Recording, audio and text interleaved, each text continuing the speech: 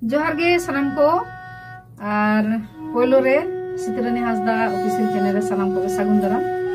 और साथे ना खान तेहन मेनाया मई सुमित्रा मांडी आदि दिन परे नाम हेज अकना आरकी नतरे बाबू मेनाया पुष्परंजन बास्के तिरी औरंगदाय नतरे मेनाया गोपाल चंद्र हासदा बाबू और ना खान बनाने रेताय ताबना बाबू प्रदीप मुर्मू और नोआ ना खान लाक्चर सेरें काना और नोआ पता लागड़े सेरें तना सेरें हुयुग काना आरकी और नोआ सेरें दा गागमन कदा बाबू प्रदीप मुर्मू अब चलो ना खान सेरें ले रिकई दा आरकी।